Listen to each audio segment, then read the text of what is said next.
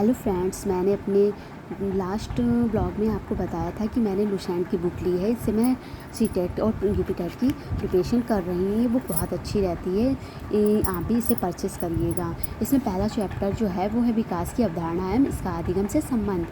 तो इस चैप्टर का नाम से ही आप समझ गए होंगे, विकास की अवधारणा मतलब विकास के बारे में बताया गया है कि विकास क्या होता है, इसका अधिगम से संबंध क्या होते हैं। तो सबसे पहले हम ये समझ लेते हैं कि विकास क्या है। विकास को इंग्लिश में कहते हैं डेवलपमेंट। विकास एक सार्वभौमिक प्रक्रिया है जो जन्म से लेकर के जीवन पर्यंत तक अविराम चलती रहती है। मतलब कि ये कभी ख़त्म नहीं होती, जीवन पर्यंत तक ये हमारे रहता है, जिसका केवल शारीरिक वृद्धि की ओर ही संकेत नहीं करता है, बल्कि इसके अंतर्गत वे सभी शारीरिक, मानसिक, सामाजिक एवं संवेगात्मक परिवर्तन अवश्य शामिल रहते हैं, जो गर्भाकाल से लेकर के मृत्यु प्रांत तक निरंतर प्राणी में प्रकट होते रहते हैं। तो विकास को क्रमिक परिवर्तनों की श्रृंखला भी कहा जाता है। इसके परिणाम स्वरूप व्यक्ति में नवीन विशेषताओं का उदय होता है तथा पुरानी विशेषताओं की समाप्ति हो जाती है। प्रौढ़ावस्था से लेकर के मनुष्य स्वयं को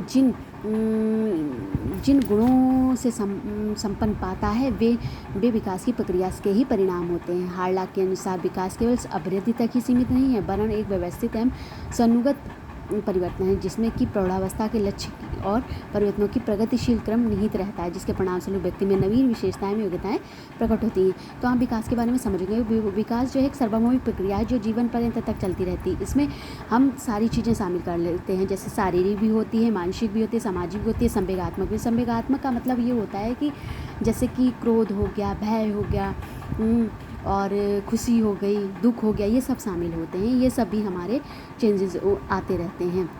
और ये हमारा कब तक चलता है? गर्भकाल से, मतलब गर्भकाल से लेकर के मृत्यु तक चलता है। ये हमारा जो विकास है वो मृत्यु उपरांत तक चलता रहता है। तो हम आपको विकास के बारे में बता चुके हैं। नेक्स्ट क्या है, विकास के रूप क्या होते हैं। विकास के रूप जो होते हैं वो विकास के रूप 4 प्रकार के होते हैं। नंबर 1 आकार में परिवर्तन, एंड नेक्स्ट है अनुपात में परिवर्तन, और नेक्स्ट है पुरानी रूपरेखा में परिवर्तन, नए गुणों की प्राप्ति।